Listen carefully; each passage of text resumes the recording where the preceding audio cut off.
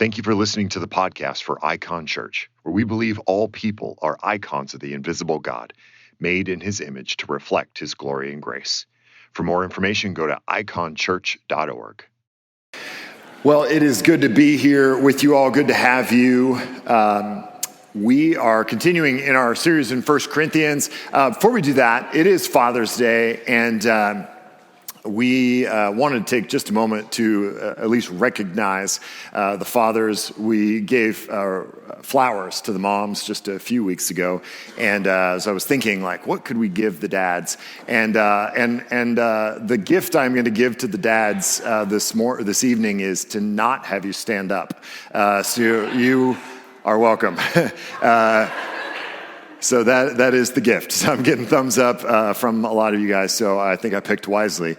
But I would just say, I am a dad, have a dad, and my dad was such an enormous part of my life, still is an enormous part of my life, and shaped me in ways that I continue to learn. That I couldn't have even known as a younger guy. And he and I have always had a really good relationship, and I've always looked up to him a great deal. So I feel like he set a high standard for me when with my kids. And so I think as both the son of a great father and the father of great kids, I have I think a sober-minded value and feel a weight around fatherhood that's really good and important. So this is a big day for all of you. So men who are here and you are fathers, thank you for your hard work. We have a model that was given to us, a role model that is the Father in heaven, and that has always been kind of one of those is that a wise thing, God, kind of things for me, given the amount of brokenness, the amount of bad fathers and absentee fathers and abusive fathers that the world knows. For God to identify himself as Father, I know is a massive stumbling block for a lot of people, that they think, gosh, if God's like a father, I know what my father was like, then I want nothing to do with God. And I understand that. And I only want you to hear this, that everything you wish your dad had been, that's who God the Father is. And he is not, ought not, should not, I hope not, understood in view of our Father, but that we should see our fathers as in view of God. That we would be able to look at them and say, gosh, I know that this is who God has put in my life to kind of be in this role for me. But in whatever ways your father has failed you, and they have. Like, I always think about and ask my wife, like, which ways do you think we're messing up our kids? Like, it's just a question of which ones are we choosing, because we all are doing that in one way or the other. But then I hope we would give our fathers grace. Not because they deserve it, but because all the other paths lead down to despair, and that we would pray for our fathers and hope and wish and act in such a way that would kind of bestow the grace of God upon them, because they are in desperate need of it. So thank you, fathers. Keep up the good work, and remember that we are in many ways a picture for our children of what God in heaven is. And that's just it's a weight we'll never bear. And so I'm thankful for the grace of God. Amen. We are continuing in 1 Corinthians. This week will be in 1 Corinthians 7. I want to back up just a little bit from the passage that's in front of us, because last week we talked about marriage, and Paul lays out some things for us to think about when it comes to marriage.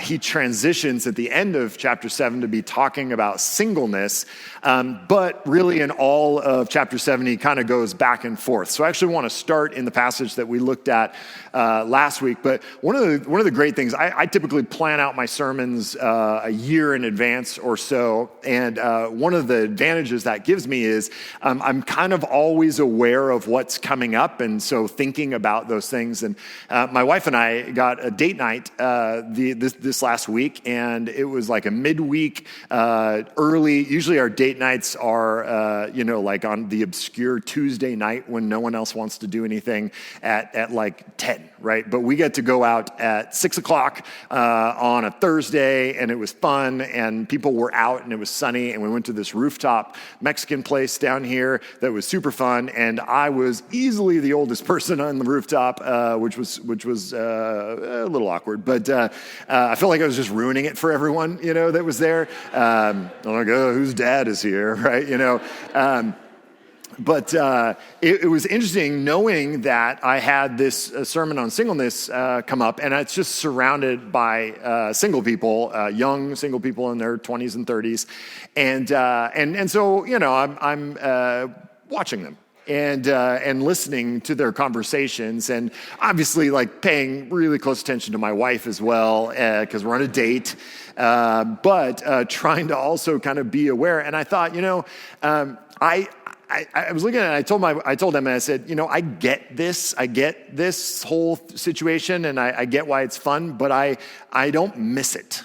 Like I don't miss the game and the insecurity of it and the fear and the posturing and all of the stuff that was going on all around me. And I just thought I get it, but I don't miss it. And I started to think about the fact that of all of the people on that rooftop, statistics tell us that probably about 80% of them will at one point get married.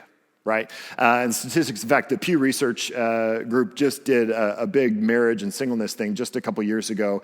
And the average for all genders is 80%. So 80% of people will get married, but it's different male to female. So in terms of the never married, 23% of men will never marry, and about 17% of women will never marry, which is interesting.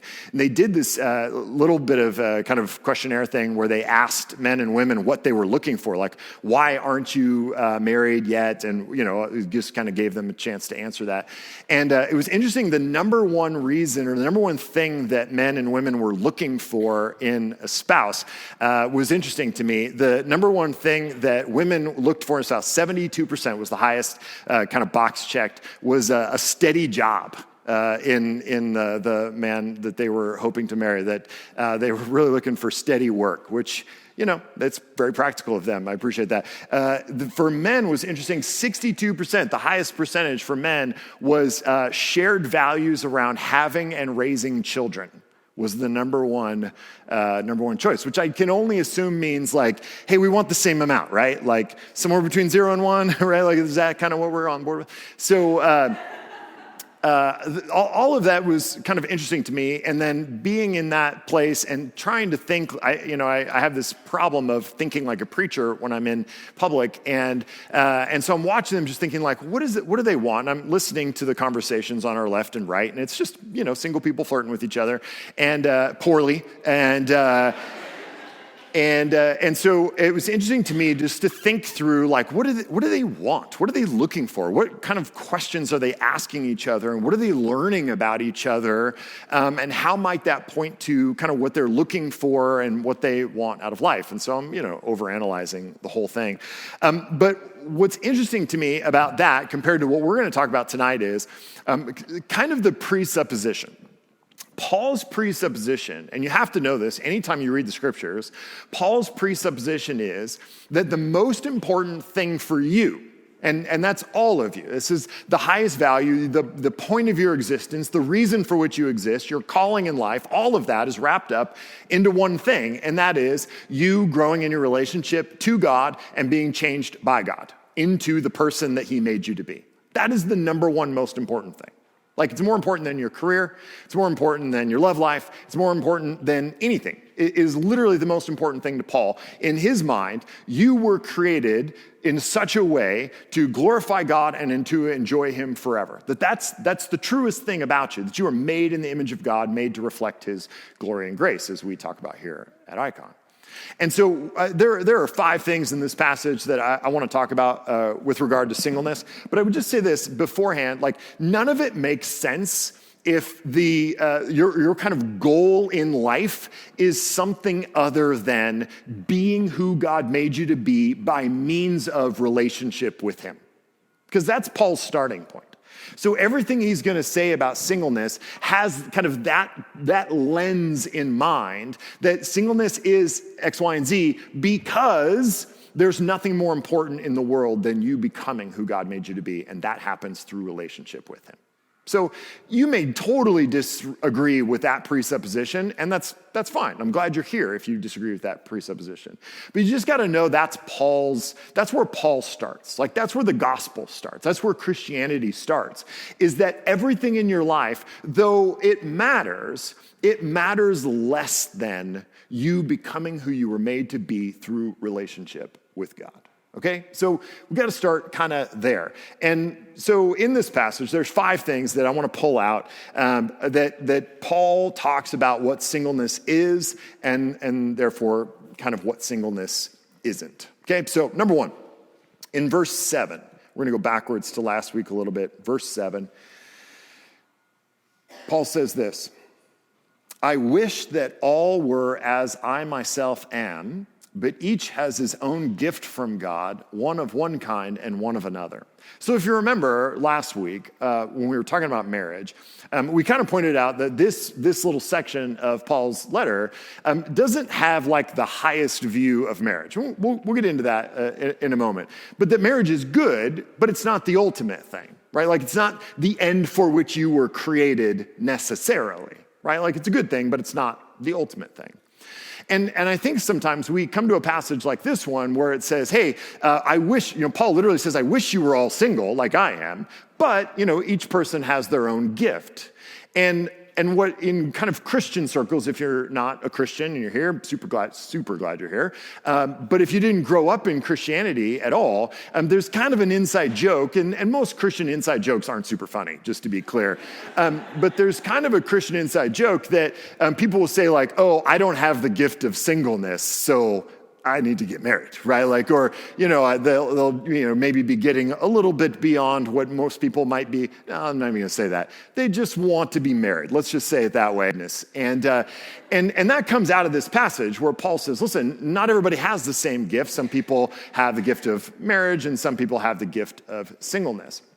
But I think that's a really wrong way to think about this. And in fact, not at all what Paul means when he says the gift of marriage. So 2 things about this. One is if you are single, you have the gift of singleness. Like singleness is the gift, you realize. So this is not as if you're saying like, I have this kind of this aura, calledness of singleness that will live into perpetuity. And so because I don't have the gift of singleness, therefore this moment when I am actually single is just like a transition period to when I can really be who I'm made to be, because right now I am single, but I don't have the gift of singleness. That's not a thing. Singleness is the gift. It's been granted to you right now that you have singleness. Okay, so that ought to change our perspective a little bit, and Paul's going to go into more detail about what that gift entails. But instead of us saying like, well, I don't have the gift of singleness, therefore this is just kind of, you can kind of disregard this season as just a hallway between rooms, right? Like a transition to being married. No, like the fact that you're single and all of the freedom that entails and the opportunity that entails that we'll get into here in a moment, that is the gift. So raise your hand if you're single. Come on, own it. Just own it. You never know what comes of this opportunity. Raise your hand high. Like, who knows who sees you right now? Like, you could come back to this moment and be like, you know what? We met when I went like this. And she did too, and we bumped elbows. So you have the gift of singleness right now. And maybe someday, likely statistically, you will lose that gift. It will be taken from you, and it will be exchanged for the gift of marriage. But right now, you have the gift of singleness, and you need to embrace that. Because here's the second thing about gift. Every single time the word gift or the idea of gift is used in the New Testament, and it's used a lot, Gifts are always, hear me, they are always for the sake of God, God's people, his kingdom, and for the good of those around you. Or as we say here at Icon, the king, the kingdom, and the common good. That gift of singleness has been given to you for a purpose. To glorify God in your singleness, to, as we say, love the king, to seek the kingdom, that you would use your singleness on behalf of the kingdom of God, for the sake of the kingdom of God, that you would, in your singleness, display the gospel in ways that we'll, again, talk about in detail, but that you have this opportunity to display the gospel in a unique way that I, as a married person, do not have that opportunity. This is a gift, but it's not a gift for you. As we say often, like grace, the grace of God was never meant to terminate on us. The grace of God is meant to pass through us, to change us, to transform us for the sake of God's glory, for the good of his kingdom, and to serve the common good. That we have as single people, you have as single people, hours in your day and flexibility in your life that I simply do not have anymore, and it ought to be used for the king, the kingdom, and the common good. That's what gifts are for.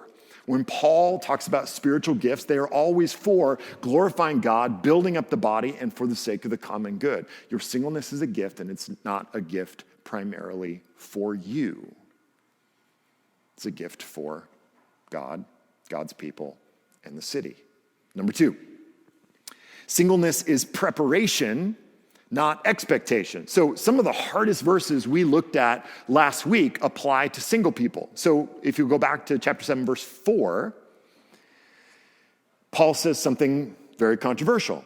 He says, "For the wife does not have authority over her own body, but the husband does.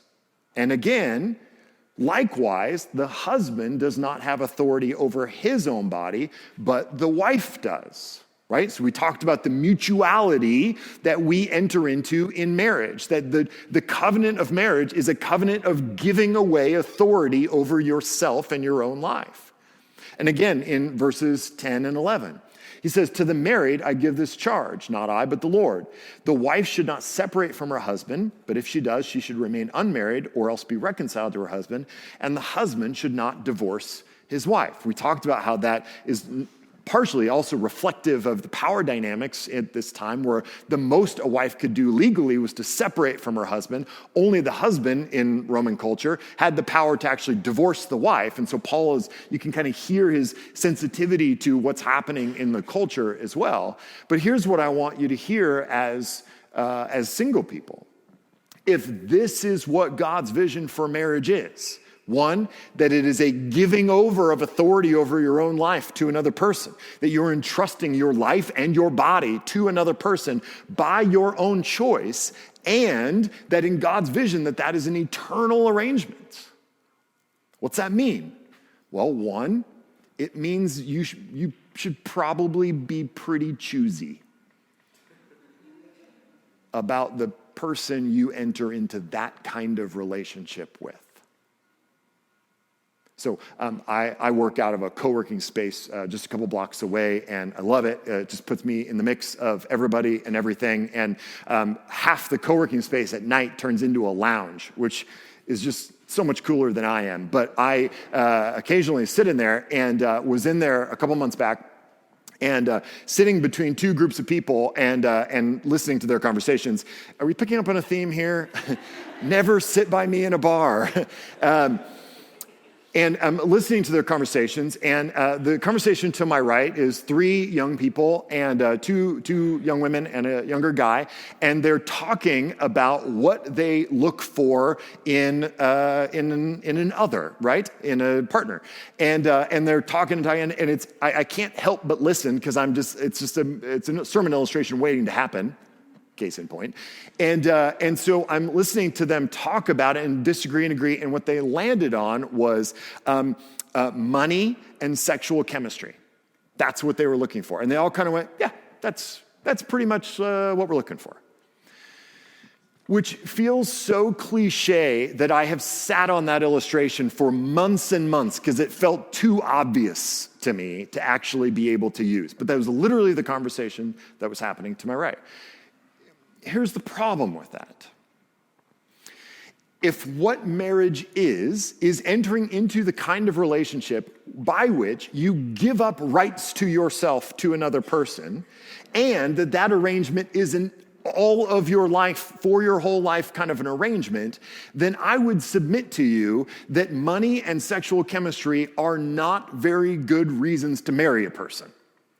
Because just because someone is rich and you have sexual chemistry with them does not qualify them to run your life. Does not qualify them to be responsible over you.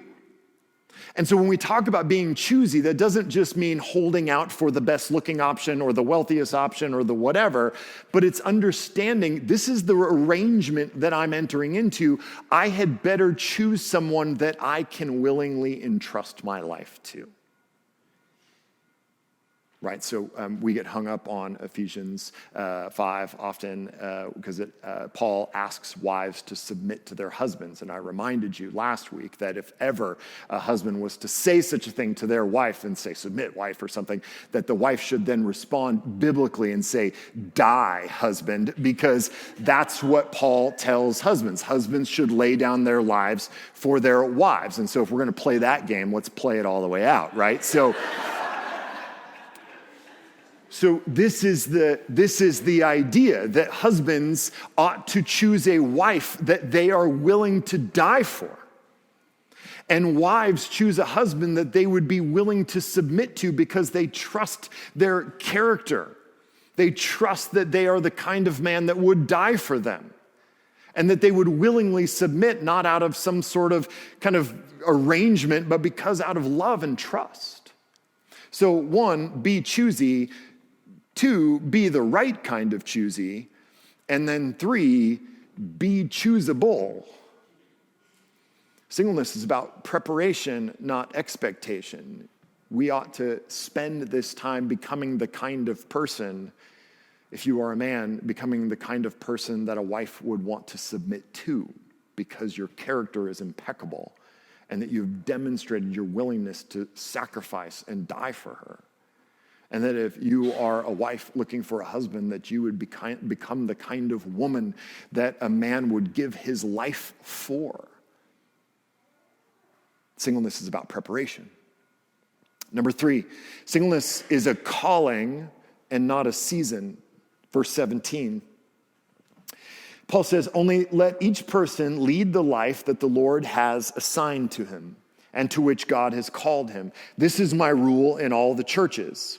Was anyone at the time of his call already circumcised? Let him not seek to remove the marks of circumcision. Was anyone at the time of his call uncircumcised? Let him not seek circumcision. I think we undervalue verses like that because, man, would our faith be different if that wasn't the case. Yeah. Verse 19, for neither circumcision counts for anything nor uncircumcision, but keeping the commandments of God. Each one should remain in the condition in which he was called. Were you a slave when called? Do not be concerned about it. But if you can gain your freedom, avail yourself of the opportunity. We'll come back to that one. For he who is called in the Lord as a slave is a freedman of the Lord. Likewise, he who is free when called is a slave of Christ. You were bought with a price. Do not become slaves of men.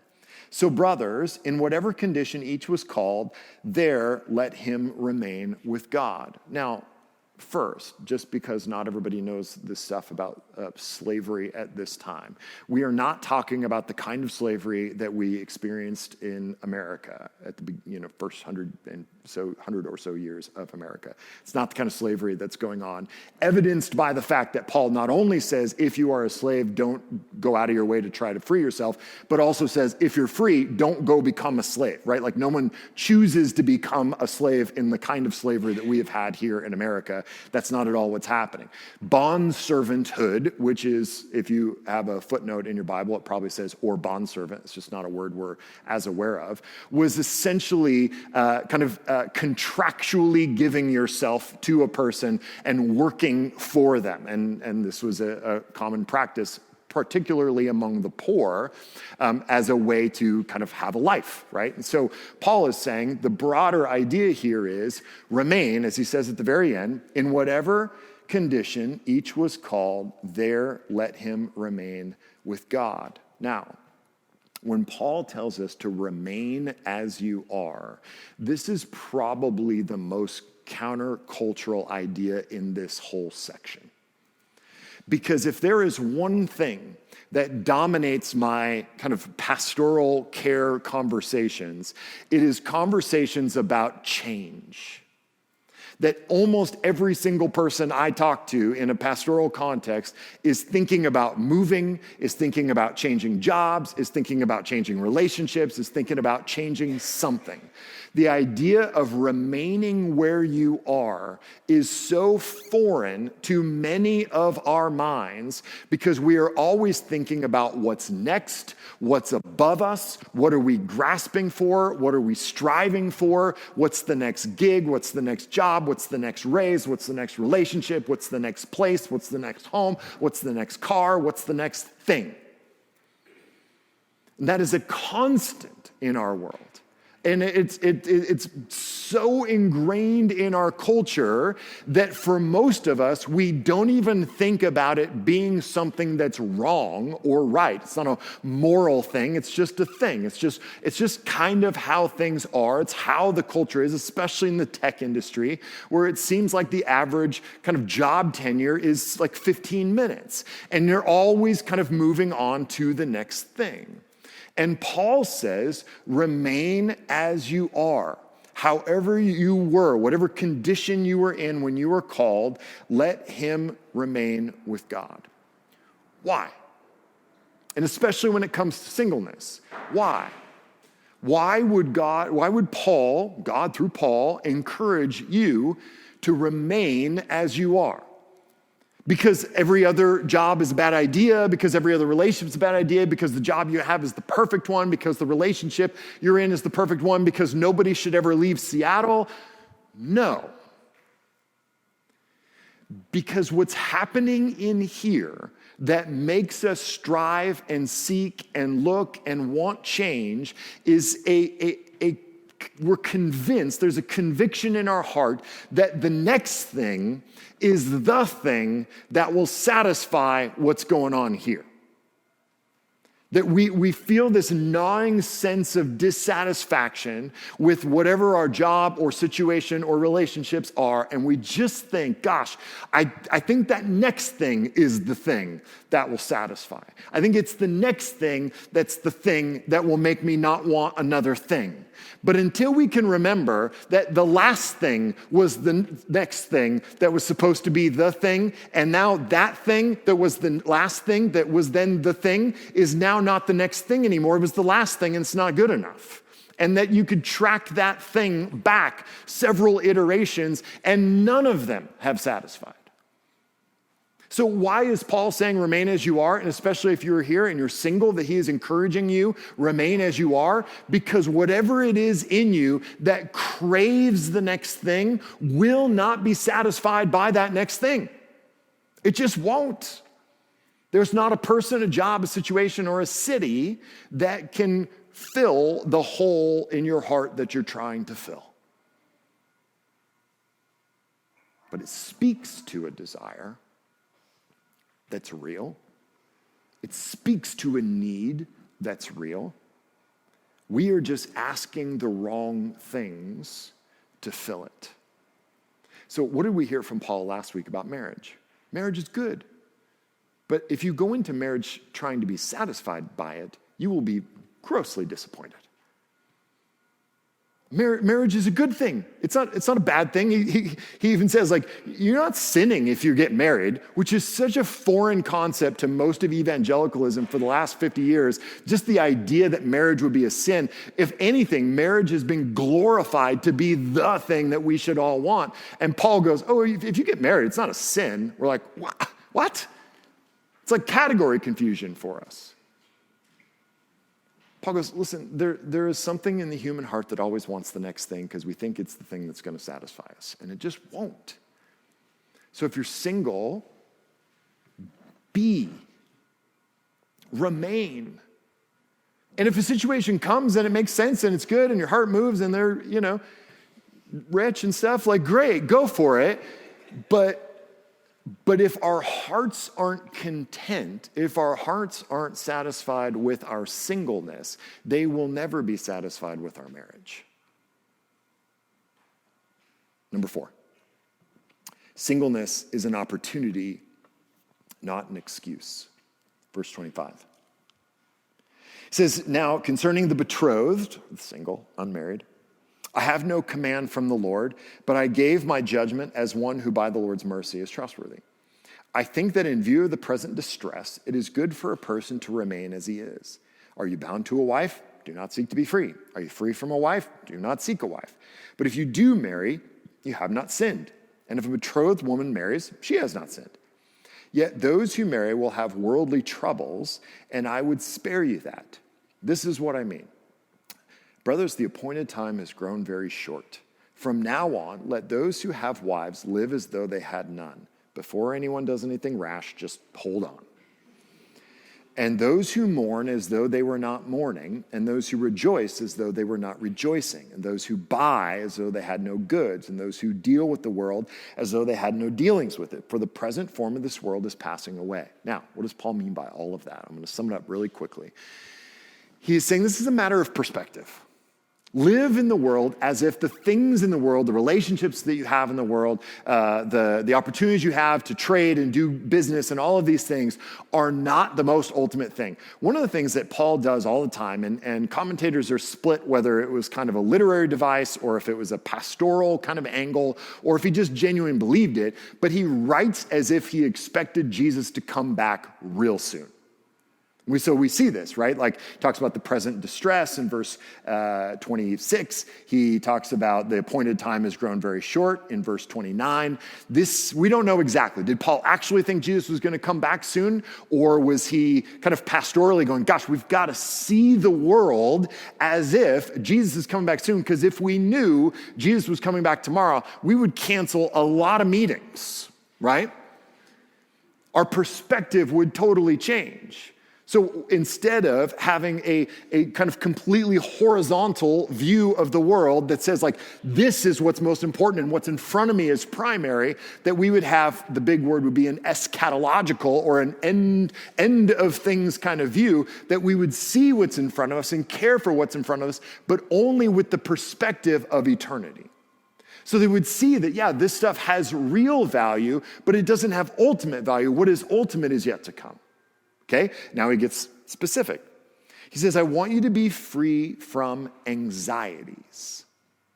The unmarried man is anxious about the things of the Lord, how to please the Lord. But the married man is anxious about worldly things, how to please his wife, and his interests are divided. And the unmarried or betrothed woman is anxious about the things of the Lord, how to be holy in body and spirit. But the married woman is anxious about worldly things, how to please her husband. I say this for your own benefit, not to lay any restraint upon you, but to promote good order, and hear this, to secure your undivided devotion to the Lord. This is why I told you have to understand Paul's presupposition. That for Paul, and for all of the scriptures, for the gospel, there is nothing more important in life than to become who God made you to be through relationship with him. Nothing. Everything else pales in comparison to that. Your marriage pales in comparison. Your children pale in comparison. Your job, your career, your money, your friendships, your community, your church activity, your everything pales in comparison to becoming who God made you to be by means of relationship with him. That's first and foremost. Are all those things bad, therefore? Of course not. Of course not. but they are secondary. They are secondary. So Paul says, I would free you from the anxiety that having a family brings. I stay up at night thinking about, I have 5 children, which means I have an infinite number of concerns. Because what happens is when you have 1 kid, they can only get in trouble with themselves. But then there's 2 kids, and each of them can make bad decisions. And then there's 3 kids, and then 4, and then there's so many kids that there is an infinite number of ways one of them can do a thing that sets all the other ones on fire. And so it's just a constant worry and a constant concern. And so what the world is doing and what kind of everything around us is doing is trying to get our attention, and in that attention trying to convince us that their thing is the most valuable thing. And as soon as something becomes valuable to us, whether it's our wife or our kids or our job or our future or our stuff, as soon as something becomes valuable to us, we immediately become fearful of losing that thing. Immediately. No one's afraid of losing something they don't value. We only are afraid of losing things we value. And so the lie that kind of undergirds all of this is that something else is most valuable, and therefore we have to work to hold on to it and to cling to it, and that evokes in us fear. So Paul says, I would have you be free of these anxieties so that you can focus on the things of the Lord, how to please the Lord, how to be holy in body and spirit, how to have undivided attention, undivided devotion to the Lord. Singleness is an opportunity. Paul, I think, is speaking positively, saying that those who are unmarried, the single, all they care about is the things of the Lord. They're not distracted by worldly things. And oh, if that were true. But that's why singleness is an opportunity. It's an opportunity to have more of your time and energy devoted to the Lord. And Paul saw it that way. That's why he said, I wish all of you were single so that you were like me, who can be so much more devoted to the world and have so many fewer distractions and things that would call your attention and tell you about their value. And so you get anxious and fearful, and then you focus on them and try to hold on to them as tightly as possible.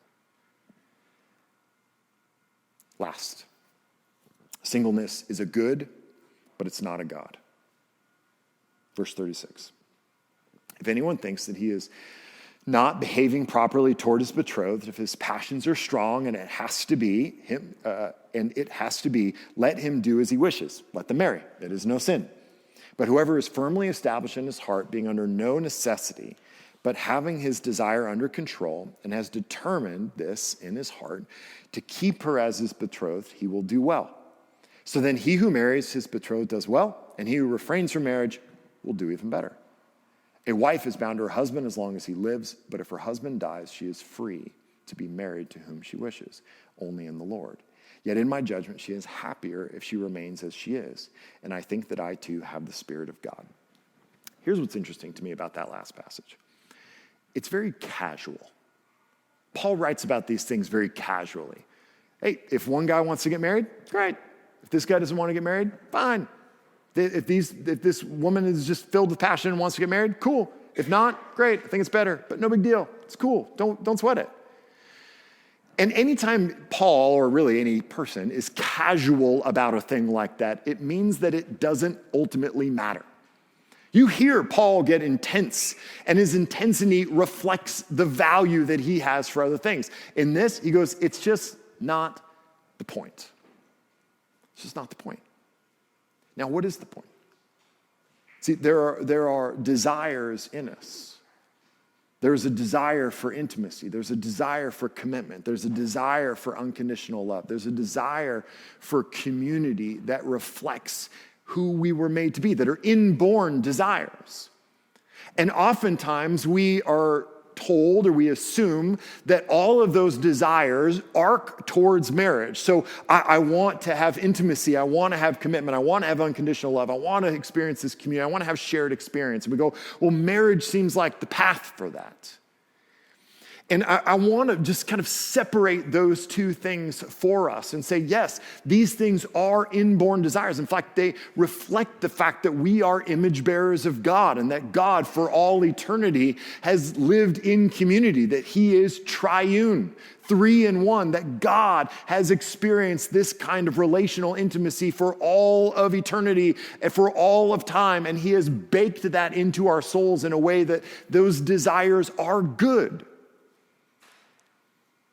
But they are also only a hint of, or the relationships that we seek to satisfy those desires are only a hint of the truer, bigger thing. C.S. Lewis, in his essay, The Weight of Glory, which is pretty much my favorite thing Lewis ever wrote, and that's saying something, if you know me, because I think everything he wrote is the best thing he wrote. But Weight of Glory in particular, he says this, and it's a bit long, but it's worth our time. He says, in speaking of this desire for our own far-off country, which we find in ourselves even now, I feel a certain shyness. I am almost committing an indecency. I'm trying to rip open the inconsolable secret in each one of you. The secret which hurts so much that you take your revenge on it by calling it names like nostalgia and romanticism and adolescence. The secret also which pierces with such sweetness that when in very intimate conversation, the mention of it becomes imminent, we grow awkward and affect to laugh at ourselves. The secret we cannot hide and cannot tell, though we desire to do both. We cannot tell it because it is a desire for something that has never actually appeared in our experience. We cannot hide it because our experience is constantly suggesting it, and we betray ourselves like lovers at the mention of a name. Our commonest expedient is to call it beauty and behave as if that had settled the matter. Wordsworth's expedient was to identify it with certain moments in his own past, but all that is a cheat. If Wordsworth had gone back to those moments in the past, he would not have found the thing itself, but only the reminder of it.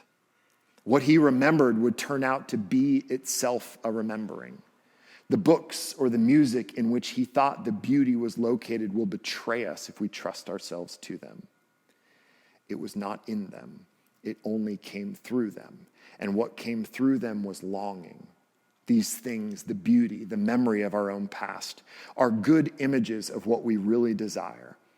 But if they are mistaken for the thing itself, they turn into dumb idols, breaking the hearts of their worshipers. For they are not the thing itself. They are only the scent of a flower we have not found, the echo of a tune we have not heard, news from a country we have never visited. All of these desires in us that we try to place on people and things in our lives are all suggesting to us the same thing, that we were, in fact, made for intimate, satisfying relationship, that that's what we were designed for, but that the only way we will ever actually experience that in a way that is satisfying is if we experience it in God himself. And here's where I get bogged down in stuff like that, is I hear that and I know that that's true, and I think to myself, yeah, but how? Like, how does that actually happen? How does that actually work? How do we actually have the kind of intimate relationship with an invisible God that would actually satisfy those needs? And I would go back to this. This is why we talk so much at Icon about spiritual disciplines.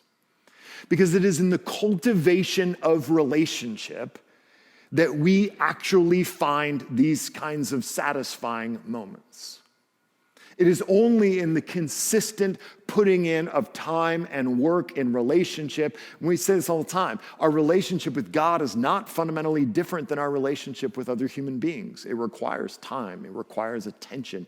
It requires knowing and learning and seeking and being curious and asking questions and spending quality time with and listening.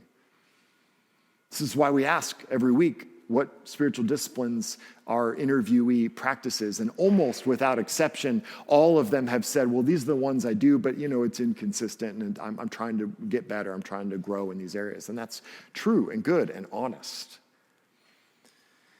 But the kind of relationship that would satisfy these deep, deep desires in us will require work. It will require pursuit.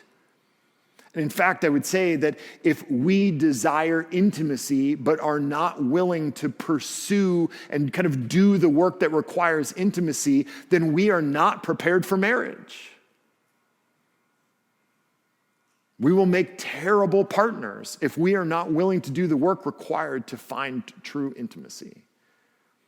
And so God beckons us, invites us into relationship with him, giving us friendships and giving us marriages and giving us the relationships that are indeed life-giving, but all suggest the deeper and the greater relationship that is on offer with him.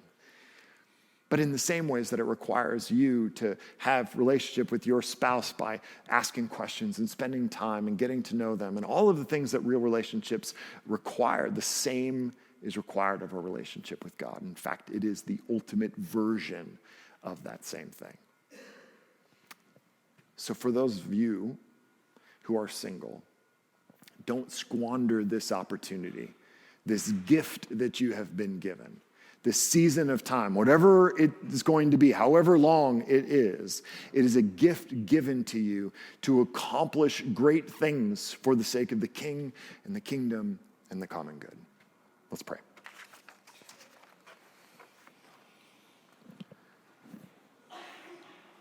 Jesus, we thank you for all of the gifts that you give us, the gifts of relationships, the gifts of loneliness, the gift of singleness, and all of it. Lord, there is nothing that is happening in our lives that you are not using as a tool to make us into the men and women you have made us to be. Everything about us, every moment of suffering, every moment of prosperity is a tool. It may be a chisel, it may be a hammer, but it is working us. It is changing us, transforming us into who you made us to be. And we thank you for it, even when it hurts, even when we don't understand it. We thank you for it. In Christ's name, amen. Now, as always, we'll transition to a time of response, and we'll do this in a couple of different ways. We'll take communion, we'll sing a few more songs, we'll give our offering, we'll do Q&A here in a moment. But before we do any of that, we take time each week to think and pray, meditate in silence, because we just don't get very much of that in our lives. And we want to create that space here at church for these ideas to get deep on us and not just to kind of roll off us like so much information does these days. So let's take just a few moments, and then I'll come back up to do Q&A. Let's bow our heads together. Let's do some questions. Some great questions here. So question number one, how is God's vision of marriage an eternal thing? How does marriage have eternal value? One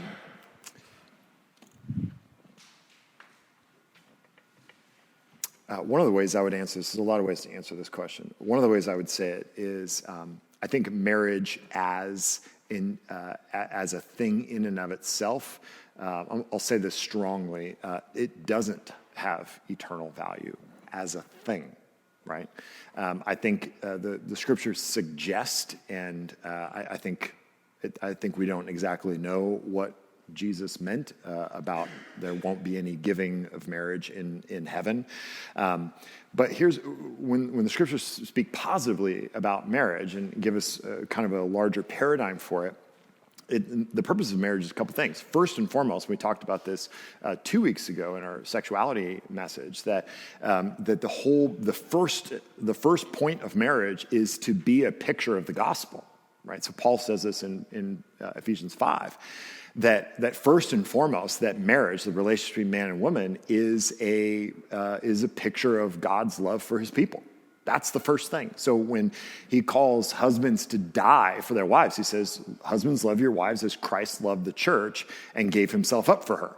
And And wives, submit to your husbands as the church does to Christ, right? So first and foremost, marriage is a picture of the gospel for each other and for the world. But even more so, again, going back to my main point tonight, like there's nothing that matters more to God than us becoming who God made us to be by means of relationship with him. And marriage is a tool that God uses to shape and form us. And so one of the things I didn't say tonight, but had planned to, is if you go into marriage expecting to be satisfied, you will be let down. If you go into marriage expecting to be shaped and formed, then you got a shot, right? Because that's what God is. There's this great book, a marriage book, and I can't even remember what the title of the book is, but the subtitle I always really liked, which was, what if God created marriage to make us holy, not happy?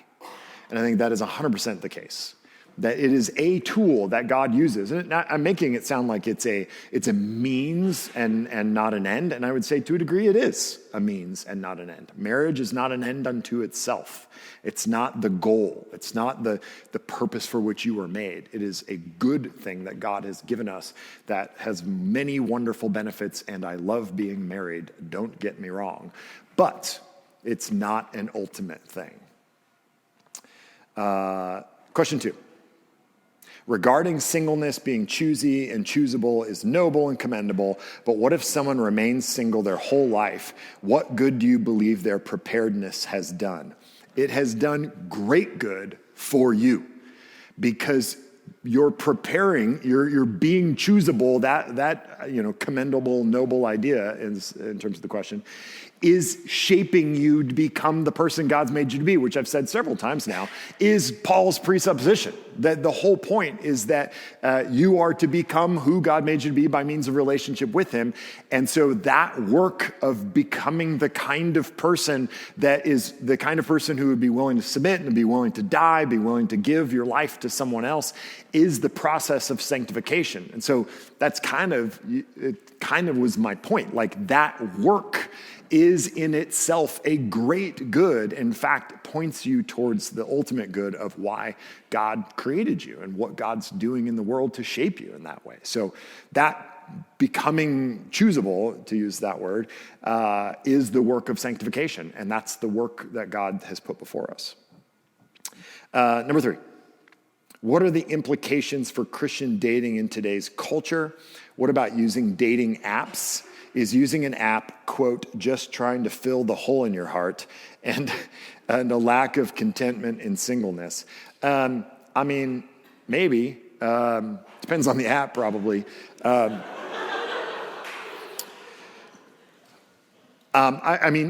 There's no rule against using apps to meet people and do all that kind of stuff. I do think that there is a built-in limitation to using an app to meet a person, and that limitation is the information that the app requires of you in order to make said connection. Right?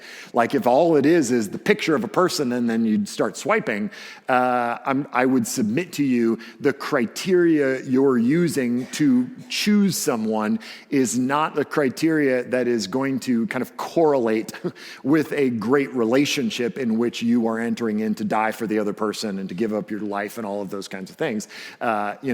Great eyes don't correlate with that kind of behavior. So it's not that the apps themselves are the problem. It's not even that the culture itself is the problem. But I do think you have to ask yourself the question, like, okay, what am I looking for?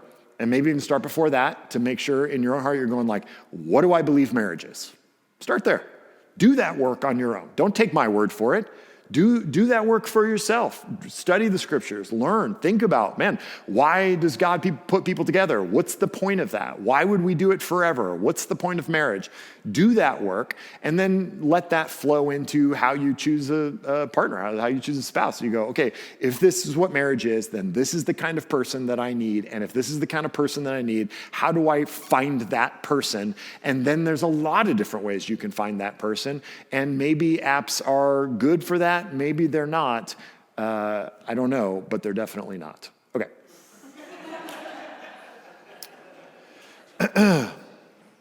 Okay, this is a great question. What about Christian cohabitation, in quotes, which I didn't know that was a quotable thing. I like it though. In this expensive housing market, people argue it's just financially prudent for people to move in together, and that living together is how people figure out if they would work as a couple. What's a gospel response to this? That's a fantastic question. Very practical problem here, which is a crazy expensive housing market. I would argue there's a lot of ways around practical things like expensive housing markets. Roommates would be a great alternative as well. So I'm not sure, again, if we want to make good decisions, we have to start with good presuppositions, right? And then we build a series of kind of questions, just like I said. What is marriage? What's the point of it? Therefore, what am I looking for? Therefore, how do I go look for them? And therefore, how do we know? How do I know if this is the right person? And I know a lot of the logic is, hey, you should move in together first and then figure it out. Well, I get the logic there. The data doesn't back it up at all, right? Like if you cohabitate, you're far more likely to get divorced than otherwise. Now, that's skewed by the fact that most of the people cohabitating are not Christians and are probably entering into marriages with different presuppositions, so are more likely to get divorced because that's not a big deal for them, okay? So the data is hard to understand that way. But I would say this. If you go into a relationship and you begin to live together with the purpose of figuring out if this is the right person for you, you'll figure out pretty quickly they're not. Because there's not a person you can live with that you walk in and go, oh, this is great all the time, and this is definitely the right thing.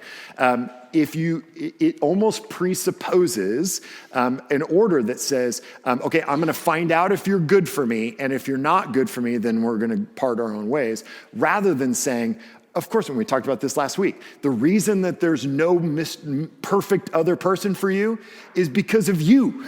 Like, there is no perfect person for you because that's an impossibility. You're a puzzle piece that doesn't fit anything because you're deeply flawed, just like the rest of us, right? So the idea of Mr. Right makes no sense because you're not Mrs. Right, and you never will be, and vice versa, okay?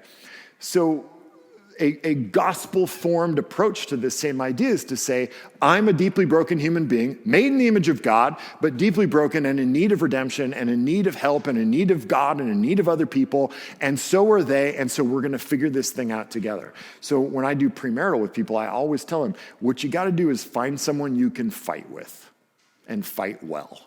Because if you don't fight well, it's going to be a trouble. It's not a question of find someone you don't fight with. That's impossible. Everyone fights. It's finding someone you can fight well with, that you can communicate well with, that you can have grace with, that you guys don't fight dirty, that you know, all the stuff, that you can do real life with and do conflict with. So, a gospel-formed understanding of marriage is to say, I'm broken, they're broken, and we're committed to figuring this thing out. That's why marriage comes first, because it's an unconditional covenant modeled by God.